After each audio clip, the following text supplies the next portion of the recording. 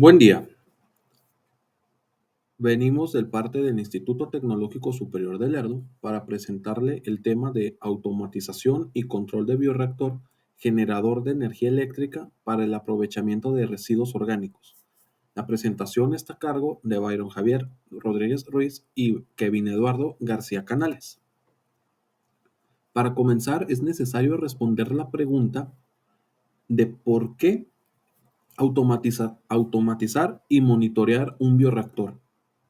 La respuesta es para tener un sistema autómata y cómodo para medir y controlar las variables como temperatura, humedad y niveles de gas metano. En este punto es importante mencionar que estas variables son las de nuestro bioreactor.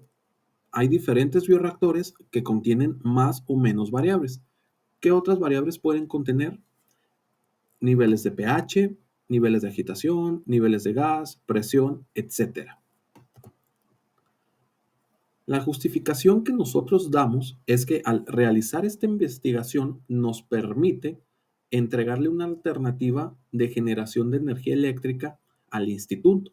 Esto mediante el biogás que se va a generar por los residuos orgánicos producidos por el mismo instituto. También necesitamos o tenemos la necesidad de contar con una manera gráfica y amigable para mostrar los datos obtenidos de la humedad, temperatura y niveles de gas. Por ello buscamos un software y un lenguaje que fuera de fácil dominio para tanto el usuario como para los docentes.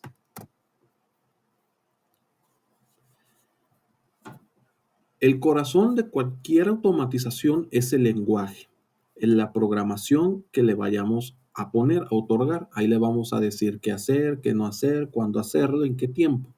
Ok, nosotros elegimos la IDE de Arduino, puesto que es el primer lenguaje que se nos enseña en el tecnológico y el más usado por los estudiantes. Esto dará una pauta para que sea más fácil el entendimiento de los estudiantes. Ok, algunas recomendaciones que les puedo dar para implementar este lenguaje es descargar la librería del DHT, especificar qué tipo de DHT están usando, ya sea el 22 o el 11, en nuestro caso el 11, inicializar en este caso, inicializar el serial begin para comprobar que los datos leídos en Arduino sean los mismos que se muestran en LabVIEW. Ok, si el lenguaje es el corazón de cualquier automatización, en este caso es muy necesario contar con elementos gráficos que nos demuestren, nos enseñen los datos leídos por los sensores. Sensores los cuales se pueden conectar de esta manera para entenderlo o verlo más gráficamente. Se puede acceder al datasheet del MQ7 y del DHT11. Es necesario mencionar que este tipo de sensor del MQ7 cuenta con una conexión analógica y una conexión digital. Muy bien, la programación en la PIUP. En este paso hay que hacer un paréntesis para mencionar que es necesario elegir entre dos opciones de comunicación entre Arduino y la PIUP. La que nosotros optamos fue la menos agresiva para la placa, puesto que dentro del mismo puerto serial en el que se conecta el Arduino a la computadora, se van a estar leyendo los datos tanto para Arduino como para la PIUP. Esto debido a que la otra alternativa es más agresiva. ¿Por qué agresiva?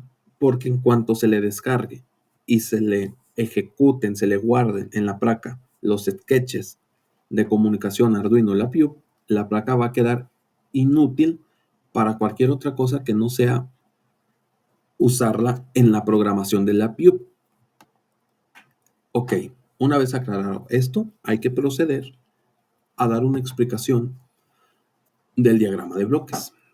Primero, se selecciona un recuadro, una estructura void loop, que si saben Si teniendo un poco de conocimiento sobre el tema, el while loop se puede asociar directamente con el Arduino.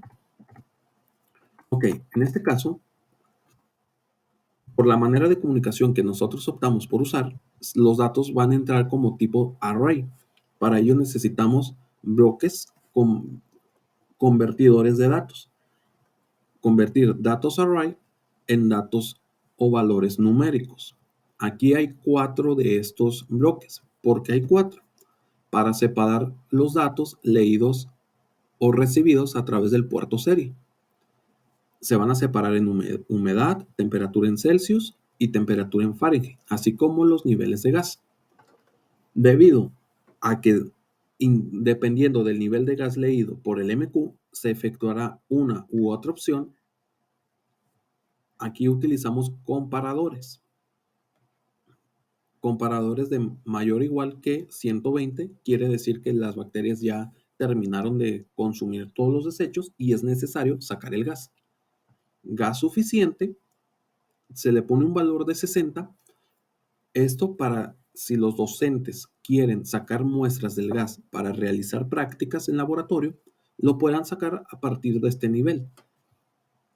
Esto nos indicará que las bacterias ya están produciendo, mas sin embargo no terminaron de consumir todos los desechos.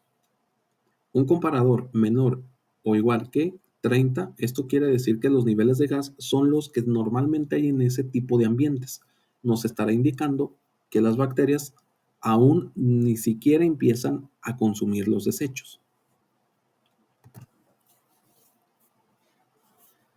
En el panel frontal tendremos los elementos gráficos, tanto del nivel de gas como humedad, los grados Celsius y los grados Fahrenheit internos del bioreactor.